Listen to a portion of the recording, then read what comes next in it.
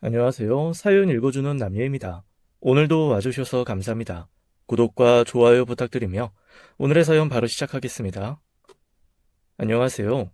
저는 30대 후반의 남성입니다. 사연을 즐겨 듣는 사람이지만 이곳에 사연을 소개하시는 분들이 거의 여성분들이시더라고요. 그래서 좀 망설여지기도 했지만 용기를 내어 제가 겪은 엄청난 일을 여러분들께 이야기해 드리려고 합니다. 사실 이렇게라도 털어놓아야 좀 후련해지겠다는 생각도 있었고요. 지금 저는 제가 겪은 일들로 인해 충격으로 아직도 정신을 제대로 차리지 못하고 있어요. 그러니 누구라도 붙잡고 이야기를 해야 할 것 같았답니다. 무슨 얘기부터 시작해야 할까요? 우리 가족에 대한 이야기부터 시작할게요. 우리 식구는 모두 네 식구랍니다. 저는 어릴 때 어머니를 잃었어요. 그러니 지금 계신 어머니는 제 계모, 새어머니가 되시지요. 그리고 그 새어머니에게서 태어난 남동생이 하나 있답니다. 남동생은 하라는 공부는 안 하고 노는 것을 더 좋아했지요. 그리고 성인이 되자 유흥가를 돌며 술에 절어 살고 있었어요. 이 정도 문제를 빼면 그저 평범한 집안이랍니다. 아버지가 법인 사업체를 운영하고 계셨기에 경제적으로 풍족한 상황이었고요. 그런데 어느 날 아버지가 식사를 하시다 말고 젓가락을 떨어뜨리셨어요. 요즘 들어서 움직이는 게 예전만 못해. 근육이 좀 뻣뻣해지는 것 같다. 아무래도 사무실에만 틀어박혀 있다 보니 운동 보적인가 보다. 운동을 좀 해야겠어. 아버지는 곧 피트니스 센터에 등록을 하시고는 바쁜 시간을 쪼개서 운동을 시작하셨지요. 운동을 한 달 이상 하셨는데도 아버지는 여전히 근육통과 손이 부자연스럽다는 증상을 호소하셨어요. 그래서 아버지를 모시고 병원에 가게 되었답니다. 여러 가지 검사 끝에 아버지는 파킨스 병이라는 진단을 받으셨지요. 인식장애와 언어장애가 생길 수 있다고 했어요. 근육의 경직도 서서히 진행될 것이라고 했죠. 하늘이 무너지는 것 같았답니다. 그러나 어쨌든 초기이니 최선을 다해서 치료해보자고 의료진이 말하더군요. 초기라서 그런지 아버지의 병세는 거의 나빠지는 것을 알 수 없는 정도로 서서히 진행되는 것 같았어요. 젓가락질을 하시는 것도 약을 드셔서 그런지 예전보다 나아지신 것 같더군요. 그런데 아버지가 파킨스 병을 진단받고 나자 새어머니가 상당히 급박한 상황에 처한 사람처럼 당황해 하셨죠. 물론 남편이 그런 병을 얻었다는데 태어날 부인은 없겠지만 어머니는 눈에 띄게 조급해 하시는 것이었어요. 당신 사업체는 죽어도 큰애한테 물려주겠다고 하셨죠? 그러면 만약에 당신이 떠나고 나면 작은애랑 나는 어떻게 하고요? 병이 서서히 진행돼서 내가 금방 죽을 일 없다잖아. 그리고 내가 죽더라도 큰애가 당신하고 제 동생을 어떻게 외면하겠어. 그 녀석 그런 놈 아니야. 그러니까 안심하라고. 아예 그러지 말고 유언장으로 상속 비율을 정해주세요. 그게 당신한테도 안심되지 않겠어요? 어허, 이 사람이 정우는 당신이 낳지 않았다고 하지만 엄연히 당신 맏아들이야. 그 녀석이 자라면서 보인 마음 씀씀이 보면 모르겠어. 사업체는 어쨌든 그 녀석 것이고 이 돈은 거기서 나오는 거니까 나 죽고 나면 큰애가 다 알아서 챙길 거야. 걱정 말라고. 아버지의 병은 아주 느리게 진행되고 있었고 그래도 새어머니는 조급해 하시는 가운데 우리 식구는 갑자기 일을 당하고 말았죠. 어느 날 아버지가 운영하시던 회사의 사무실에서 돌아가신 채 발견되었던 것이었어요. 다른 사무실의 불이 모두 꺼져 있는데 사장님의 사무실만 불이 켜져 있는 것을 이상하게 생각한 경비원이 들어가 보고 아버지를 발견했던 것이었죠. 경비원은 즉시 119에 신고를 했고 119 구조대가 도착했을 때만 해도 아버지가 완전히 절명하신 것은 아니라고 했어요. 그러나 이송되시는 도중 결국 돌아가시고 만 것이었죠. 참으로 황망했답니다. 앞서서 저희 가족 얘기를 해드렸죠. 그러니까 아버지가 돌아가시고 나서 저는 세상의 새어머니와 배다른 동생과 함께 남겨진 셈이 되었답니다. 다들 알다시피 내가 파킨슨병이라는 걸 앓고 있다. 그래서 미리 말해두지만 내가 죽으면 사업체는 큰아이 네가 맡아서 잘 운영하도록 해라. 병에 진단받기 전에도 아버지는 사업체를 제게 물려주실 것이라고 입버릇처럼 말씀하시곤 하셨어요. 그런데 진단 이후에는 그런 말씀을 더욱 자주 하셨지요. 그래서 제가 아버지의 사업체를 물려받아 운영하는 것은 거의 기정사실화가 되어 있었어요. 처음에는 새어머니와 동생이 반대할 것이라고 생각했답니다. 하지만 평상시에 아버지의 유언이 확고하다는 것을 새어머니와 동생도 알았기에 큰 반대 없이 넘어갔지요. 특히 동생의 반대가 없었다는 사실이 저에게는 안도할 만한 일이었으면서도 정말 의외였어요. 제 동생은 그야말로 구제불능인 녀석이었답니다. 돈이 되는 일이라면 나쁜 일이라도 서슴없이 하는 녀석이었어요. 성인이 되어서도 스스로 돈을 벌 생각이 없어 보였죠. 아버지, 저 돈 좀 주세요. 취직시험 공부가 잘 안 돼서 귀를 바꿔보려고요. 로스쿨에 가서 변호사 될 거예요. 로스쿨이요? 동생은 어릴 때부터 공부와는 거리가 멀었어요. 고등학교 때 성적도 엉망이었고 따라서 지방의 이름 없는 대학에 간신히 입학했었죠. 대학에 가서도 학점은 형편없었고요. 공부에 애초에 뜻이 없는 녀석이 갑자기 로스쿨이라니요. 그리고 로스쿨에 진학하려면 영어 성적도 좋아야 하고 머리를 많이 써야 하는 법학 적성 시험에서도 좋은 성적이 있어야 하는데 동생은 도대체 그런 정도의 공부를 할 만한 아이가 아니었지요. 변호사 될 때까지 아버지가 학원비 등등 해서 공부할 비용만 좀 지원해 주세요. 변호사 되면 돈 많이 번다잖아요. 제가 돈 많이 벌어서 엄마 아버지 크루즈 여행도 시켜드릴게요. 아버지가 일해서 은퇴하시더라도 제 덕분에 호강하실 거라니까요. 아, 영우야, 로스쿨 들어가는 게 만만한 게 아니야. 학점, 영어 성적, 법학 적성 시험 성적이 다 좋아야 돼.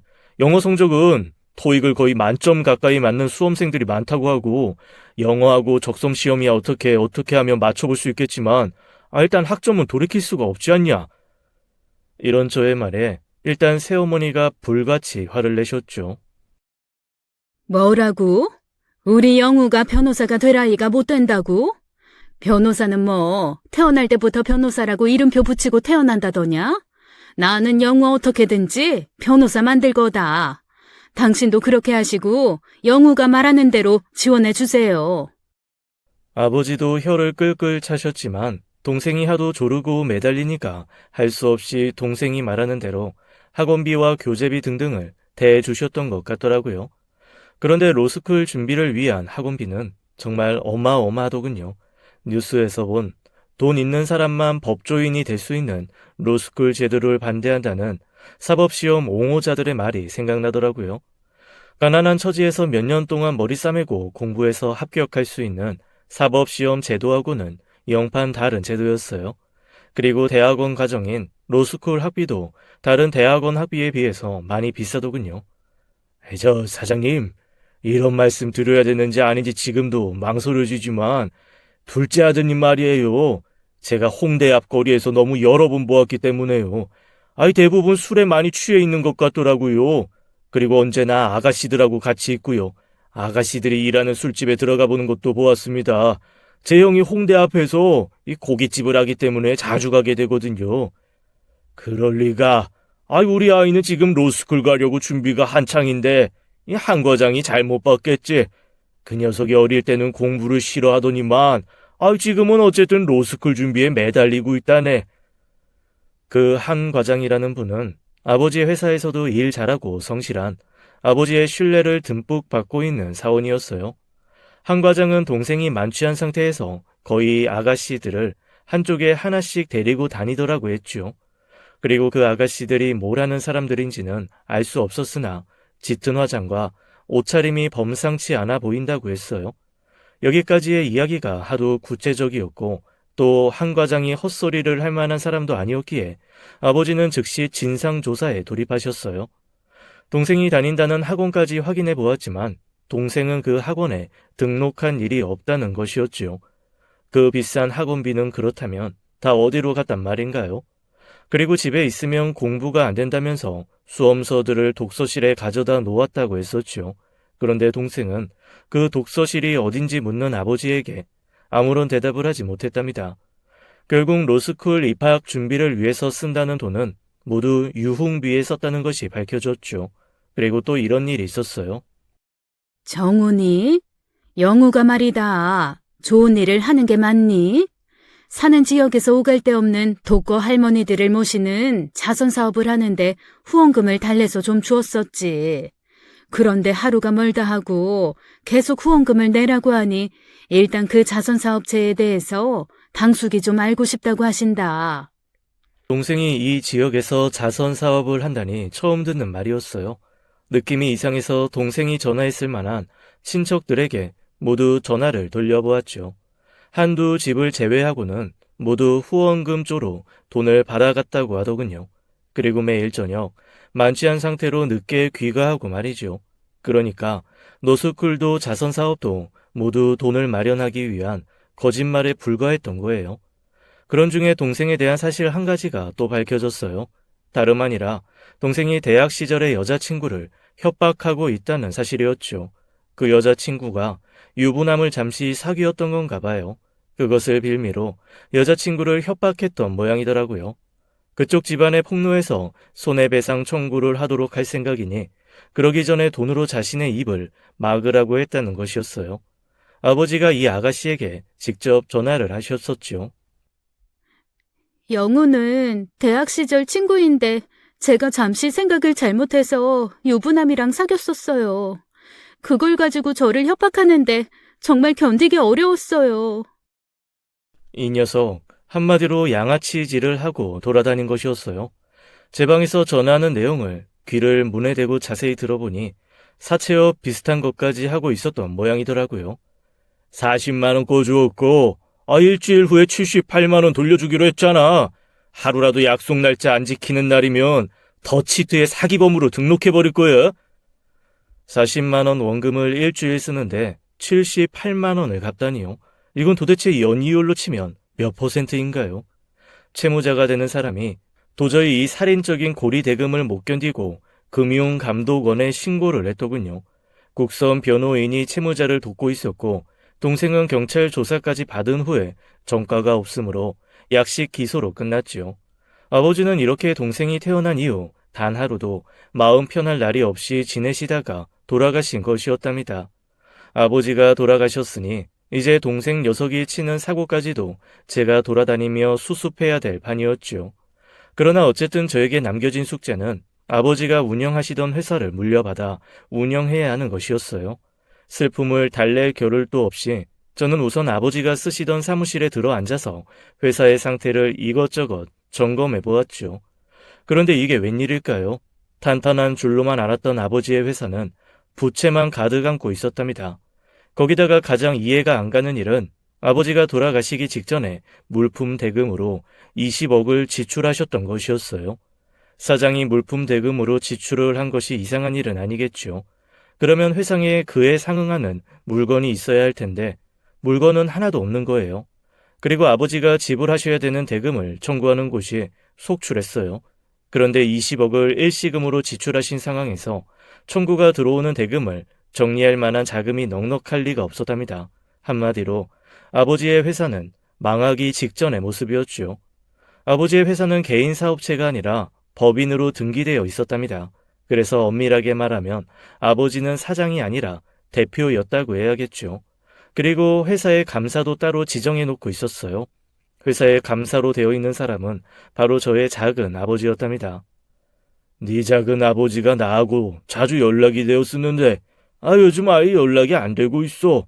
회사에도 연락이 없더냐. 너도 네 작은 아버지 계실 만한 곳에 연락을 좀 취해보아라.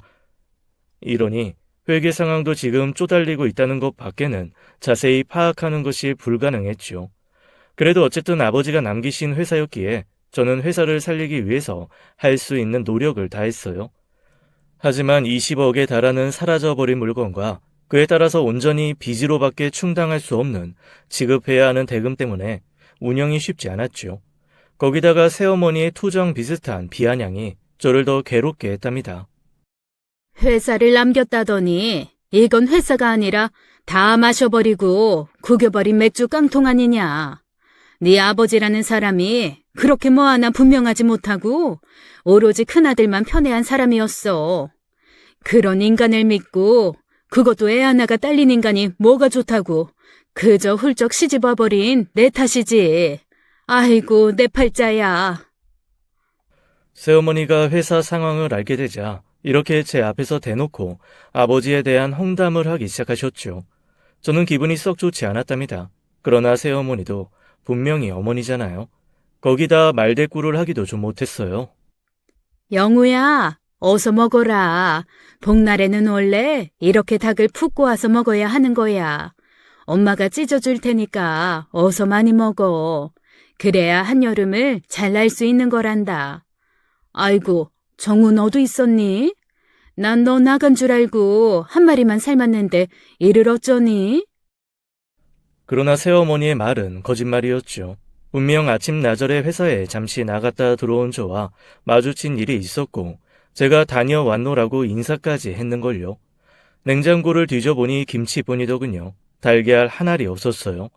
동생이 닭고기를 낼름낼름 받아먹는 앞에서 저는 김치와 밥만 놓고 점심을 먹었답니다. 그런데 이 상황에서 왜 이리 눈물이 날까요? 그까지 닭 한 마리가 뭐라고 이렇게 서러운지요.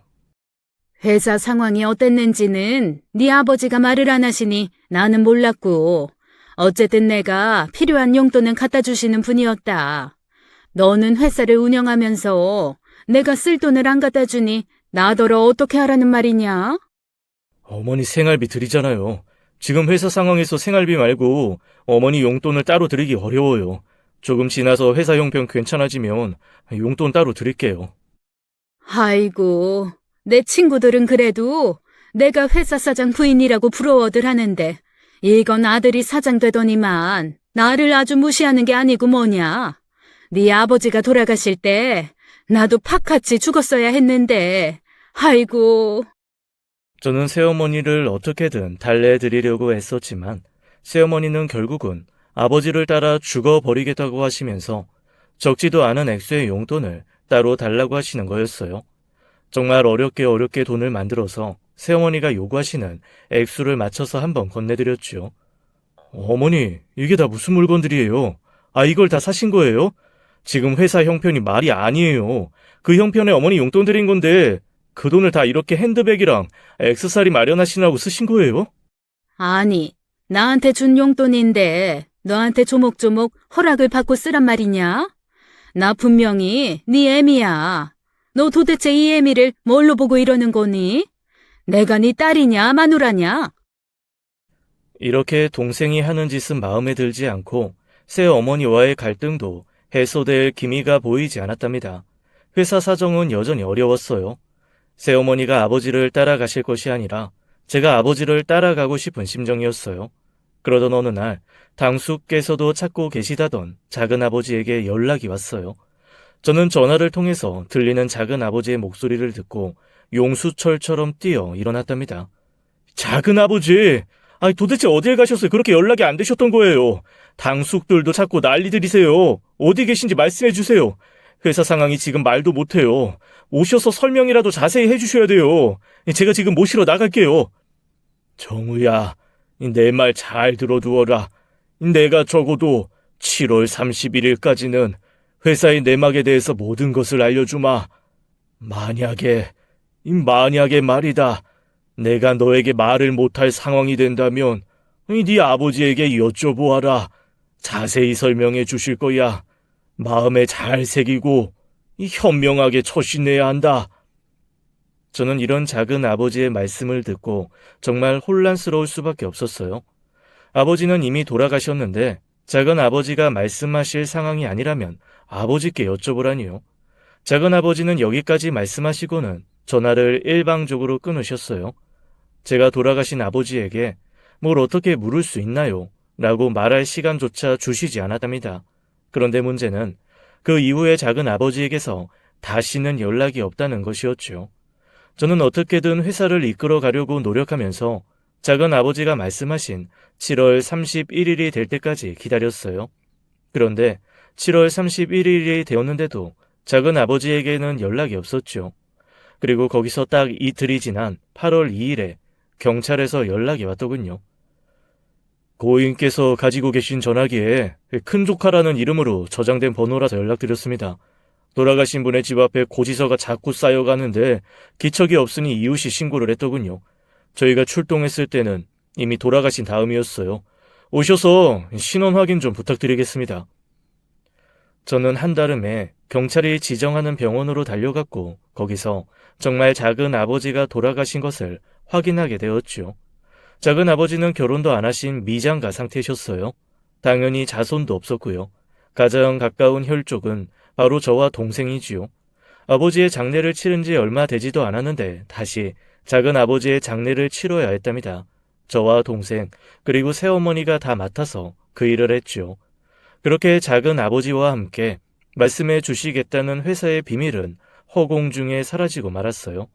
작은 아버지가 돌아가신 이상 그냥 미궁으로 남게 된 것이었죠. 도대체 회사에 무슨 비밀이 있었던 것일까요? 궁금해서 견딜 수가 없었지만 작은 아버지가 안 계신 이상 어디다가 물어볼 데도 없었죠. 장례를 치르고 며칠간 작은 아버지의 말씀을 곰곰이 생각해 보았어요. 내가 말할 상황이 안 된다면 아버지께 여쭤보라는 그 말씀이 귀에 맴돌았답니다. 며칠을 제대로 먹지도 않고 생각만 해서 그런지 저는 그냥 알 수 없는 어떤 존재에 이끌리듯이 아버지를 모신 납골당으로 차를 몰았어요. 가면서도 제 스스로가 우스웠죠. 돌아가신 아버지가 무슨 말씀을 하실 수 있다고 이렇게 찾아가는 것인지 말이에요.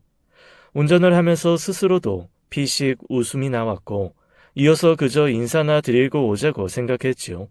그런데 그저 인사나 드리자고 왔지만 납골묘 앞에 서니 아버지 생각에 눈물이 절로 흐르더군요. 그간 회사 일로 힘들었던 것을 마치 아버지가 듣고 계시는 것처럼 중얼중얼 말씀드렸어요. 아마 옆에서 다른 사람이 보았더라면 미친 사람이라고 했겠죠. 그런데 아버지를 봉안한 납골묘 앞에서 큰 절을 올리고 눈물을 대충 닦고 보니 아버지의 유골을 모신 유골함 옆에 낯선 물건 하나가 눈에 띄었어요. 유리에 얼굴을 대고 자세히 살펴보니 작은 녹음기 같은 것이었답니다. 직원들에게 유골함을 모신 납골묘를 열어줄 것을 부탁해서 그것을 꺼내왔지요. 새어머니나 동생이 넣어두었나 생각도 들더라고요. 저는 분명 이런 물건을 넣어드린 일이 없으니까요. 그런데 생각을 거듭하다 보니 작은 아버지가 넣어두셨나 싶은 생각도 들었답니다. 어쨌든 놀라운 마음에 그것을 고이 집어들고 집으로 돌아가기 위해 운전을 시작했지요. 차 안에 설치되어 있는 태블릿에 그 녹음기를 연결해서 내용을 들어보았어요. 작은 아버지의 살아생전 목소리가 녹음되어 있었고 저는 갑자기 울컥하는 슬픔이 몰려와서 차를 잠시 갓길에 댈 수밖에 없었답니다. 정우야, 네가 이것을 발견했을 때는 아마도 나는 이 세상 사람이 아닐 것이다. 지금부터 내가 하는 말 잘 들어라. 한마디도 놓쳐서는 안 된다. 녹음은 이렇게 시작되고 있었어요. 그러니까 작은 아버지는 당신의 죽음을 미리 예견하고 계셨던 것이었죠. 그런데 이어지는 작은 아버지의 말씀은 정말이지 핵폭탄이 터진 것 같은 충격적인 내용이었답니다. 저는 이 녹음기를 들고 집이 아닌 경찰서로 향했어요. 그리고 어떤 사건을 고발하면서 그것을 증거로 제출했죠. 녹음기에는 작은 아버지가 살고 계시던 집 안에 있는 CCTV에 대한 위치 정보도 녹음되어 있었어요. 경찰이 작은 아버지의 집을 수색해서 천장에 감쪽같이 숨겨져 있던 그 CCTV를 찾아냈답니다. 경찰은 그 CCTV를 검토한 후 바로 어떤 사람의 신병을 확보하기 위해 여기저기 연락을 취하더군요. 그 사람의 현재 위치가 확인되었고 경찰은 그 사람을 긴급 체포했어요. 체포 당시 그 사람은 만취 상태였다고 하더군요. 그리고 체포된 장소는 아가씨들이 있는 술집이었다고 했어요. 이건 다 여기 자유대한민국이라고. 술도 내 마음대로 못 마셔? 당신들 뭐야? 경찰이 왜 나를 붙잡아가는 거야? 이거 놓으라고! 그 사람은 체포되면서 술김에도 최대한의 반항을 하더라는 것이었어요. 그 체포된 사람이 누구냐고요? 바로 제 동생. 배다른 동생이기는 했지만 틀림없는 제 동생이었답니다. 그리고 경찰서에 저의 새어머니까지 연행되어 와 계셨죠. 새어머니는 저와 눈길이 마주치자 얼굴을 다른 쪽으로 돌리시더군요. 우선 녹음을 토대로 조사한 결과 이분들을 횡령 혐의로 검거했습니다. 대표님, 대금은 분명히 지급되었는데 자재 창고에 아무것도 없다고 하셨죠? 대표님의 아버님, 즉 전 대표님이 돌아가신 직후에 이 두 사람이 그 물건을 빼돌렸다는 내용이 녹음내에 있습니다. 대표님도 들으셨죠? 그리고 저희가 그 물건들의 존재를 확인했어요. 다른 곳에 아무도 모르게 매각되었더군요. 한두 푼도 아니고 자그마치 20억이었어요. 20억에 달하는 물건을 새어머니와 동생이 빼돌려서 조금 싼 값으로 매각해버린 것이었죠. 그리고 그것으로 현금을 만들어 비자금으로 간직해 두었던 것이었어요. 어떻게 아버지가 갑자기 돌아가시고 그 슬픈 와중에 그런 생각을, 그런 짓을 할 수 있었을까요? 저는 분명히 돈은 지급되었는데 물건이 없다는 그 말도 안 되는 현실에 대해 알게 되어서 후련하다는 느낌보다는 가슴 한구석이 너무나도 아려왔답니다. 어머니, 정말 녹음되어 있던 말이, 그리고 경찰이 설명하는 말이 다 맞는 말인가요? 저는 정말 믿을 수가 없어요, 어머니. 도대체 뭐가 부족하셔서 그런 일을 저지르신 거예요? 네? 아무리 한 집의 식구로 살았다지만 너는 나한테는 분명한 남이야. 피 한 방울 섞이지 않았지. 남편이 갑자기 죽었으니 나도 살 길을 찾아야 하지 않았겠니? 피 한 방울 섞이지 않은 네가 나를 남편이 하듯이 대우해 줄 거라는 것은 기대할 수도 없었다. 어쨌든 난 살기 위해서 최선의 노력을 한 것뿐이야. 비록 저를 낳으시지 않으셨다고 해도 제 어머니라고 아니라고 생각해 본 적 한 번도 없었어요.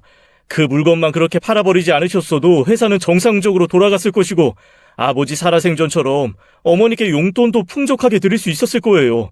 왜 제가 어머니 대접을 안 할 것이라고 생각하신 거예요? 저는 어느새 새어머니 앞에서 눈물을 흘리고 있었답니다. 그리고 이제 술에서 깬 동생도 새어머니와 비슷한 말을 하고 있었지요. 평상시 입버릇처럼 저에게 사업체를 넘기겠다고 하신 말에 위기의식을 많이 느꼈던 것이었어요. 그래서 자신들의 몫을 일부라도 먼저 확보하기 위해서 벌인 일이었다는 자백이었지요. 그런 사연으로 저는 그야말로 껍질만 남은 회사를 물려받아 어떻게든지 살리기 위해 아등바등했던 것이었답니다. 그렇다면 작은 아버지가 이 모든 일을 알고 계셨다는 얘기가 되네요. 그런데 7월 31일은 어떤 의미가 있는 날이었나요? 그것은 여기 계신 대표님의 동생분께서 너무나 잘 아는 이야기입니다. 모든 거 알고 계신 분이니 동생분께서 직접 설명을 좀 해주시죠. 동생이 머뭇거리는 것 같더니 체념만들 이야기를 시작하더군요. 작은 아버지가 저와 엄마가 물건을 내다 매각한 걸 눈치챘어요. 그리고 7월 31일까지 시간 줄 테니 자수를 하라고 하셨죠. 그렇지 않으면 저와 엄마의 범행을 세상에 공개하겠다고 하셨고요. 동생의 이야기한 것을 여러분이 쉽게 아시기 위해 되도록 그대로 전해드릴게요. 영우야, 너와 네 엄마가 회사 물건을, 그것도 자그마치 20억에 해당하는 물건을 빼돌려서 팔아버린 거 나 다 알고 있다. 7월 31일까지 네 발로 경찰에 찾아가서 회사 물건을 횡령했다고 자수를 해라. 그리고 정당하게 죗값을 받아. 만일 네가 그렇게 하지 않는다면 나는 네 범죄를 공개하는 수밖에 없구나. 그리고 7월 31일에 작은 아버지가 집에서 동생을 기다리셨던 것이었죠. 동생이 만일 자수를 하지 않는다면 작은 아버지가 사건을 폭로할 수도 있었기에 7월 31일에 작은 아버지를 찾아올 것이라고 짐작하셨던 것 같아요. 작은 아버지의 짐작대로 동생은 자수하지 않았고 작은 아버지가 주신 기한의 마지막 날 작은 아버지 댁을 찾아갔던 것이었답니다. 동생에게 자수를 권하신 다음 제게 7월 31일에 모든 것을 알려주겠다고 하신 것이었고요. 즉, 동생이 자수를 하든 당신이 폭로를 하든 7월 31일에는 사건이 공개되게 되어 있었던 것이었지요. 신청했던 구속영장에 대한 허가 떨어졌어요. 정식으로 당신들을 입건하겠습니다. 대표님의 어머님 되시는 주정혜 씨, 횡령 혐의로 정식으로 체포합니다. 그리고 송영우 씨, 당신을 살인죄로 체포하겠습니다. 두 분은 이 시간부터 불리한 진술을 거부할 수 있고 변호인을 선임할 수 있습니다. 살인죄? 살인죄가 이 대목에서 왜 나온다는 말인가요? 누가 누구를 살해했다는 말인가요? 저는 동생에 대해서 살인죄로 체포하겠다는 경찰에게 반발했어요. 살인이라뇨. 얘가 술을 좋아하고 놀기를 좋아하기는 하지만 사람을 죽일 만한 아이는 절대로 아니에요. 도대체 수사를 어떻게 하신 거예요? 얘가 도대체 누구를 죽였다는 말씀이세요? 야, 너 말 좀 해봐. 억울하지도 않냐? 말 좀 해보라니까, 이 자식아.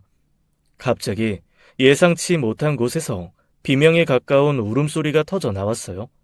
미친 듯한 비명소리에는 세상이 떠나갈 것 같은 울음소리와 정신이 나간 사람 같은 웃음소리까지 섞여 있었답니다.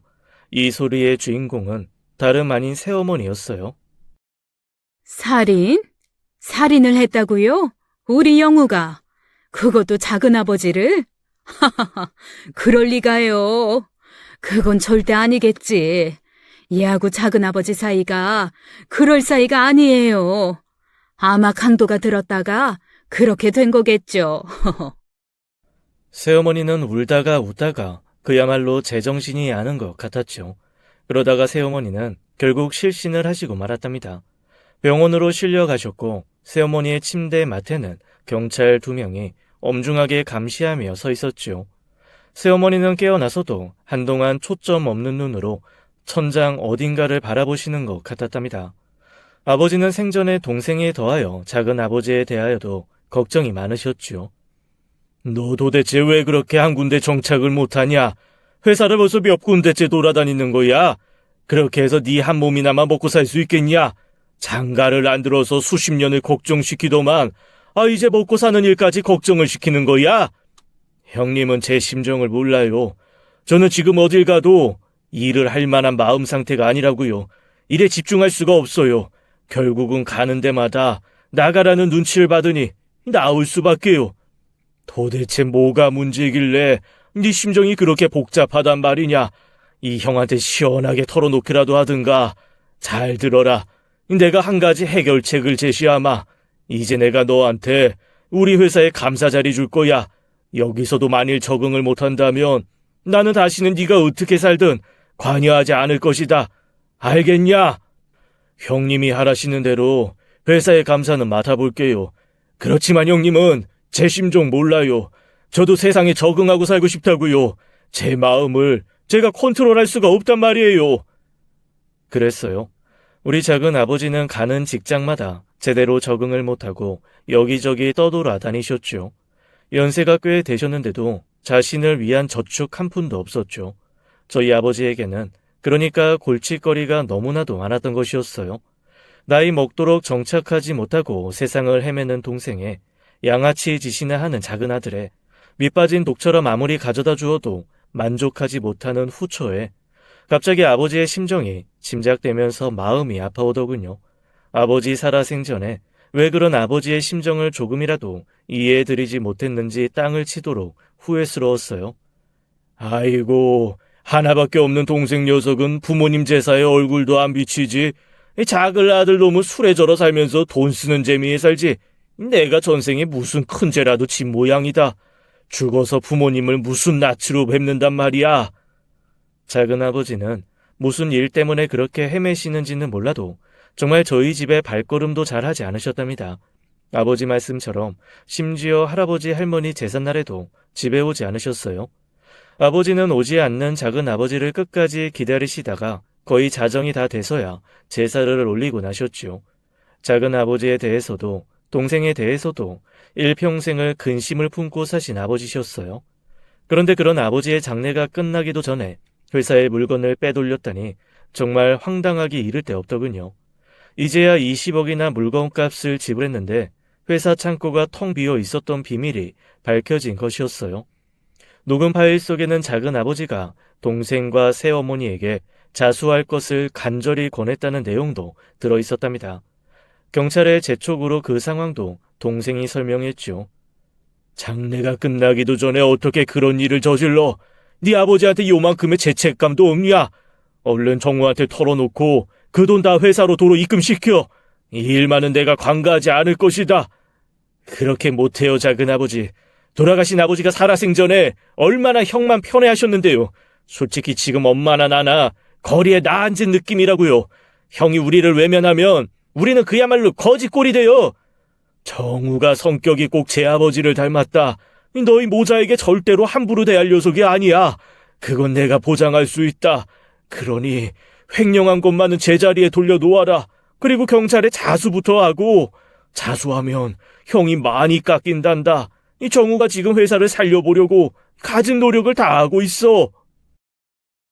아무리 제 아버지를 닮아서 성격이 너그럽다고는 하지만 나하고는 솔직히 남남이에요. 지금 우리 몫을 조금이라도 챙겨놓을 수밖에 없어요. 다른 사람은 몰라도 우리 영우 입장은 이해해 주셔야죠. 영우야, 7월 31일이다. 그때까지 꼭 자수하거라. 제발 부탁이다. 정우는 틀림없이 용서할 거야. 내 말을 믿고 용기를 내보아라. 그렇게 7월 31일에 작은 아버지는 동생이 자수하기를 간절히 바라시면서 댁에서 기다리고 계셨던 것이었죠. 그런데 그 이후에 벌어진 일은 입에 담기조차 어려운 일이었답니다. 그러나 기왕 사연을 이야기하게 되었으니 이 말씀까지 들려드려야겠다는 생각해서 정말로 용기를 내어 말씀드리려고 해요. 7월 31일, 바로 그날의 동생이 작은 아버지를 찾아간 것이 CCTV에 그대로 찍혀 있더군요. 작은 아버지의 사인은 질식사였어요. 처음에 경찰은 작은 아버지의 사망에 대하여 단순한 고독사로 처리하려 했다지요. 그런데 CCTV에 녹화된 내용은 가히 충격적이었어요. 네가 나를 찾아온 거 보니 결국 자수를 하지 않은 게로구나. 내가 그토록 간절히 애원하다시피 했는데 말이다. 이제는 내가 나서서 이 일을 공개하는 수밖에 없겠구나. 나와 엄마 제외하면 그 횡령에 대해서 아는 사람 단 한 사람밖에 없죠. 그 사람만 없어지면 그 20억 가까운 돈 우리 모자의 돈이 되겠죠. 안 그런가요? 동생이 작은 아버지가 마시고 계시던 물잔에 몰래 무엇인가를 넣는 장면이 CCTV에 그대로 찍혀 있었어요. 자수를 거부한 동생 때문에 답답한 마음이셨던 작은 아버지는 그 물을 들이키셨고 이내 잠드시는 모습이 보였답니다. 수면제를 물에 탄 것이었어요. 그리고 이내 작은 아버지를 베개로 누르는 패륜적인 장면도 찍혀 있었죠. 그만 됐으니까 이제 그 화면 꺼주세요. 알았으니까 꺼달라고요. 이거 뭔가 분명히 잘못된 거예요. 이럴 리가 없어요. 한편 동생이 살인죄로 체포되었다는 것을 듣고 실신하셨던 새어머니의 상태가 계속 심상치 않았답니다. 한동안 깨어나지 못한 채로 있다가 깨어나셨는데 이상한 행동을 보이는 것이었어요. 병원 침대에서 본인이 덮고 있는 이불을 갑자기 잘게 찢으시더라고요. 그리고 그중 하나를 자신의 목에 감는 것이었죠. 저는 정말로 깜짝 놀라서 새어머니로부터 그 이불 조각을 빼앗았어요. 어머니, 도대체 이게 무슨 짓이세요? 어서 이거 놓으세요. 이건 말도 안 돼요. 영우가 저 지경인데 어머니까지 왜 이러시는 거예요? 정말 저까지 먼저 죽는 걸 보고 싶으신 거예요? 내 아들 영우 말이지. 아니야, 됐어. 아니야, 작은 아버지가 말이지. 새어머니는 마치 제정신을 잃은 사람처럼 보였어요. 그런 새어머니를 병원에 맡기고 동생을 찾아갔답니다. 경찰서에서나 나중에 검사 앞에 가게 되거나 고분고분하게 굴어라. 평상시 성질대로 대하지 말고 그저 잘못했다고 해. 그래야 조금이라도 형이 깎인단다. 어떻게 될지는 모르겠지만 어쨌든 변호사를 선임할 작정이야. 조금이라도 도움이 되겠지. 작은 아버지라면 가장 가까운 친족인데 그런 사람을 죽인 나한테 변호사까지 붙여준다니 정말 의외인데, 거기다가 회사 물건까지 팔아먹었는데 말이야. 도대체 왜 그런 친절을 베푸는데? 형은 어렸을 때부터 내가 보기에는 위선 덩어리였어. 지금도 위선 떨고 있는 거 다 보이거든? 그러니까 더 이상 아무 말 말고 가보셔. 어머니가 네가 체포된 사유 들으시고는 지금 거의 제정신이 아니셔. 그런 상황에서 너까지 고분고분 굴지 않아서 검찰이나 재판부에 미운 털 박히게 되면 형량이 더 커질 수도 있대. 그러면 어머니 더 충격받으실 거다. 어머니 위해서라도 내가 네 죄를 어떻게든 가볍게 해주려고 하는 거야. 새어머니지만 어쨌든 나를 키워주신 분이고 나는 그분이 내 어머니가 아니라고 생각한 적이 없어. 그러니 그렇게 알고 내가 시키는 대로 해라. 동생이 빙글빙글 웃더군요. 그 웃음에 황당하기도 하고 화가 나기도 해서 마음 같아서는 그냥 한 대 패버리고 싶더라고요. 그렇지만 꾹 참고 다시 수사에 잘 협조하려는 말을 하고 동생과 헤어졌지요. 집에 와서 생각에 잠겼답니다. 동생 녀석 말대로 제가 지금 마음에도 없는 위선을 떨고 있는 것인가 생각도 했지요. 동생 말대로 그냥 놔둬버릴까 생각도 들었어요. 그만큼 새어머니와 동생이 밉기도 했답니다. 어떻게 밉지 않을 수 있겠어요? 아버지가 돌아가시자마자 돈부터 챙긴 사람들이었어요. 그것도 회사의 운명이 달려있는 액수의 물건을 훔쳐서 말이죠. 그래, 그렇게 양심 없는 짓을 저지른 사람들 그냥 놔두자 싶기도 했답니다. 그리고 또 동생 말이 기억났죠. 작은아버지, 우리 식구 말고는 가장 가까운 혈족이었어요. 그런 사람을 자신의 죄를 덮어버리기 위해서 죽인 그런 동생을 내가 정말 용서하고 있는 것인가를 생각해 보았죠. 그런데 어쨌든 제 가족들이었답니다. 돌아가신 자번 아버지가 당연히 가까운 혈족이셨지만 제 동생과 새어머니는 더 가까운 가족이었어요. 그리고 이 사람들을 방치해 둔다고 해서 돌아가신 작은 아버지가 과연 잘한다고 하실까를 생각해 보게 되었죠. 자동적으로 고개가 저어지더군요. 돌아가신 아버지도 작은 아버지도 동생과 새어머니를 그냥 방치해 둔다면 화를 내실 것 같았어요. 그래서 어떻게든 동생의 죄를 가볍게 하고 새어머니를 보살펴야 한다는 생각으로 다시 돌아왔죠. 다음 날은 일찍 새어머니가 계시는 병원으로 먼저 갔어요. 어머니의 상태는 여전히 좋지 않으셨답니다. 식사를 거부하고 계셨고 멀뚱히 계시다가 헛소리도 하시는 등 정신과적으로 안 좋은 상황이라는 말을 전해 들을 수 있었죠. 어머니, 영우는 어떻게든지 조금이라도 형을 죽일 수 있도록 제가 좋은 변호사 붙일게요. 그러니 일단 결과를 기다려보세요. 하루아침에 결론이 날 일은 아니지만 영우가 반성한다는 기미만 보이면 그래도 형이 많이 줄어들 거예요. 그러니까 어머니, 제발 정신 좀 차리세요. 식사도 하셔야죠. 이러다가 정말 큰일 나세요. 그런데 새어머니는 이제 제가 누군지도 못 알아보시는 것 같았답니다. 여보, 당신이 여길 어떻게 알고 왔어요? 나 아무 짓도 안 했어요. 그러니까 그렇게 쳐다보지 말아요. 쳐다보지 말라니까요. 그러면서 새어머니는 정말로 무서운 것을 본 사람처럼 이불을 뒤집어 쓰시더군요. 어머니, 돈은 있다가도 없고 없다가도 있을 수 있는 일이에요. 어머니랑 영우가 내다파신 물건에 대해서는 어떻게든 손실을 줄이려고 제가 노력을 다할 거예요. 그러니까 그 일에 대해서 크게 걱정 마세요. 영우 때문에 이러시는 모양인데 저를 믿으시고 조금이라도 마음을 가라앉히세요. 이 양반이 정말 내가 무슨 나쁜 짓을 했다는 거예요? 나 저 사람하고 사이에 아무 일도 없었어요. 정말이라니까요. 이건 또 도대체 무슨 말씀이신지 도무지 알아들을 수가 없었죠. 나 홀몸 아니라고 내가 말했죠? 우리 사이에 아이가 생긴 거라니까요. 우리 아이예요. 당신 설마 나 의심하는 거 아니죠? 새어머니는 계속 저를 아버지로 착각하고 계신 것 같았어요. 그런데 아까부터 하시는 말씀이 계속 마음에 걸렸죠. 저 사람하고 사이에 아무 일도 없다는 말씀, 그리고 아이가 생겼는데 의심하는 거 아니냐는 말씀, 그냥 헛소리를 하시는 거려니 생각했는데 자꾸 그런 식의 말씀을 하시니까 이상하더라고요. 주치의를 만나서 새어머니의 증상을 자세히 말해주었죠. 주치의가 한참 듣고 있더니 저더러 다시 어머니에게 가자고 했죠. 자, 다 말하셔도 괜찮아요. 여기 남편분이 다 용서하신다고 했어요. 그러니까 천천히 말씀해 보세요. 여보, 내가 말이죠. 아주 잠깐 실수를 했어요. 그래서 영우가 태어났어요. 나 용서한다고 했죠? 그럼 됐어요. 이틀째 하는 말씀에 일관성이 있다는 것을 저도 깨달을 수 있었죠.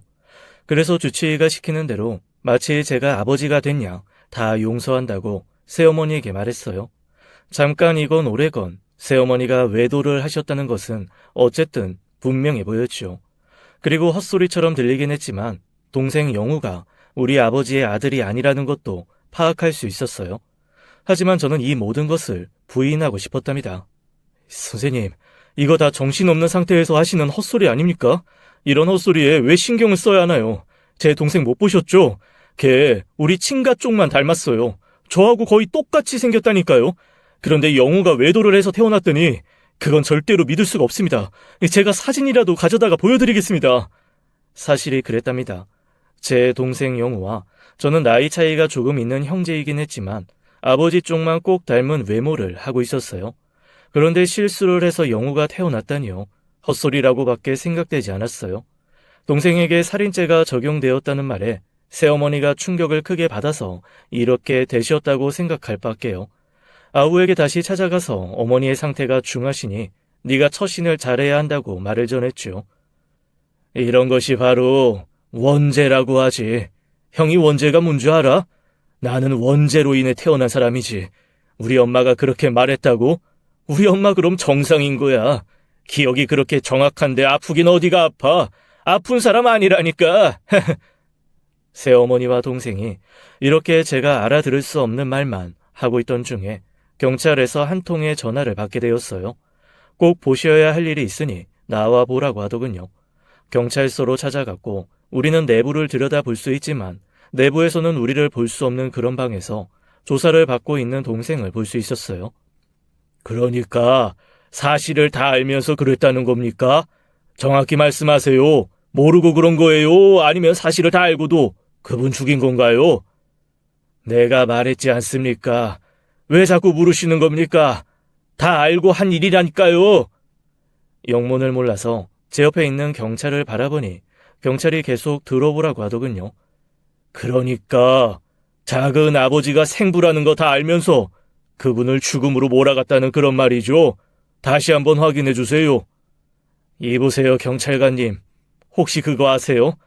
자신의 존재를 세상에서 없애버리고 싶은데 그 존재를 없애버리는 방법이 갑자기 떠오를 때 그럴 때 없으셨어요? 너무 평탄하게만 살아오셔서 그런 건 모르시나요? 저는 사춘기 이후로 제 존재를 지워버리고 싶었던 사람이에요. 그런데 제 존재의 근거가 되는 사람이 제 비밀을 폭로하겠다고 하는 겁니다. 그러면 경찰관님 같으면 어떻게 하겠어요? 제 존재를 지워버릴 절호의 기회 아닐까요? 여기까지 듣고 저는 갑자기 다리가 휘청하면서 쓰러질 것 같은 느낌을 받았답니다. 경찰이 제 팔을 붙잡아 주더군요. 그래도 제가 휘청거리니까 경찰이 구석에 있던 의자를 권했어요. 작은 아버지면서 생부. 도대체 이 상황을 어떻게 이해해야 좋을지요? 어머니, 정말로 영우의 생부가 작은 아버지인가요? 저는 정말 믿을 수가 없습니다. 어떻게 이런 일이 가능한가요? 새어머니는 여전히 정신을 차리지 못하고 있었어요. 그리고 저는 이제 새어머니가 이렇게 실성 단계까지 온 이유를 분명히 알게 되었죠. 그렇게 시간이 흘렀답니다. 동생이 기소되고 재판 과정이 시작되었어요. 경찰이 동생을 존속살인죄로 검찰에 수사 보고를 했던 모양이더라고요. 검찰도 존속살인죄에 해당한다는 입장을 고수했죠. 대법원이 아버지와 같이 살고 있지 않은 엄마, 즉 낳아주기만 한 엄마를 죽인 사람에 대해서 존속살인죄가 성립된다고 확인했다지요. 검찰이 그것을 근거로 생부에 대하여도 그 확정 판결이 적용되어야 한다고 주장하더군요. 그런데 낳아준 아버지이기는 하지만 어머니와 같이 살고 있지 않은 생부에 대한 판결은 없다는 것이었어요. 우리 쪽 변호사는 이 점을 가지고 검찰에 반박했지요. 결론이 어떻게 날지는 잘 모르겠지만 최선을 다해 보겠다고 변호사가 말하더군요. 그런데 생모를 죽인 것이 존속살인죄에 해당한다면 생부를 죽인 것도 존속살인죄에 해당되어 일반 살인죄보다는 큰 형벌을 받을 가능성은 있다고 했어요. 일반 살인죄가 5년 이상 징역, 무기 또는 사형인데 비해서 존속살인죄는 7년 이상, 무기 또는 사형이라더군요. 그렇게 몇 개월이 흐르자 새어머니가 약간 정신을 차리셨죠. 그리고 새어머니에 대해서는 횡령에 대하여 초범이고 무엇보다도 의사의 진단서가 크게 작용해서 불구속 입건으로 정리가 되었답니다. 새어머니는 일단 집으로 돌아오셨지요. 조금 정신이 드시고 나자 새어머니가 먼저 저를 부르시더군요. 네 동생의 재판 이야기 회사 사원 한 사람한테 전해 들었다. 네 작은 아버지는 평생토록 그 죄책감에서 벗어나질 못했어. 아마 그 사람도 지금쯤 하늘에서 재판을 받고 있을 거야. 그것은 세상에서는 심판받을 수 없는 일이지. 세상이 심판한다고 해도 다 용서되지도 않을 거고. 나도 무덤 너머에 가서 재판을 받으마. 이 한마디를 끝으로 새어머니는 다시 식사를 거부하셨어요. 아무리 외언을 하다시피 빌어도 입에 음식을 안 넣으시더라고요. 그러더니만 또 정신적으로 불안정한 상태를 보이셨죠. 죽어서나 심판받을 죄, 아마도 작은 아버지가 새어머니와의 관계로 평생 큰 죄책감에 시달리셨을 거예요. 거기에 아버지께서 회사에 감사 자리까지 주시면서 잘 살아보라고 하시니 그 죄책감이 더해진 것 같았고요. 결코 일어나서는 안 될 일이 일어난 것만은 분명했지만 저는 작은 아버지의 그 죄책감에 시달렸던 심정을 짐작하려 했었어요. 적어도 새어머니가 동생을 임신하고 동생이 태어나면서부터는 그 죄책감이 더 심하게 그분을 짓눌렀겠지요. 얼마나 암담하고 무서우셨을까요? 그동안 작은 아버지가 할아버지 할머니의 제삿날에도 집에 오시지 않은 그 이유를 알만했어요. 네 작은 아버지는 말이다. 영우가 그렇게 안 했어도 알아서 먼저 떠나실 뿐이었어. 평생 죄책감에 시달리면서 살았으니 말이다. 그런데 영우가 작은 아버지, 아니, 제 아버지를 죽였다고? 그거 그저 시기를 조금 앞당긴 것 뿐이란다. 아마 작은 아버지도 그 심판을 죄덩어리인 아들로부터 받을 거라는 걸 알고 있었는지도 모르지. 이 말이 새어머니에게서 들은 그나마 앞뒤가 통하는 마지막 말이었어요. 그 후부터 하시는 말씀은 도통 알아들을 수가 없을 정도였답니다. 그야말로 정신을 놓아버리신 것이었어요. 결국 동생은 존속살인죄가 인정되어 무기징역을 선고받았답니다. 그리고 새어머니는 어쩔 수 없이 정신과 병원에 입원시켜드렸어요. 장기간 퇴원을 못하고 계시답니다. 이렇게 저는 세상에 저 혼자 남게 되었어요. 돌아가신 아버지 생각이 제일 간절하지요. 그리고 평생을 죄책감에 시달리며 사셨던 작은 아버지도 그립답니다. 동생은 제 면회를 거부하고 있어요. 새어머니는 제가 누군지 알아보았다, 못 알아보았다 하는 상태를 반복하고 계시죠. 우리 집안에 벌어졌던 이 엄청난 일, 저 역시 큰 충격을 받았고 그로 인한 우울증으로 치료를 받기로 했답니다. 그렇지만 아버지가 남기신 회사, 그것만은 살리겠다는 일념으로 열심히 살고 있어요. 어떻게 이렇게 공개하는 것이 우리 집안의 누가 될 수도 있겠지만 공개함으로써 또한 마음의 위안을 얻고 남은 삶을 살아가려고 하고 있답니다. 사연 들어주셔서 감사합니다. 지금까지 사연 읽어주는 남녀였습니다. 끝까지 함께 해주신 여러분 감사드리며 저희는 다음 사연으로 돌아올게요. 감사합니다.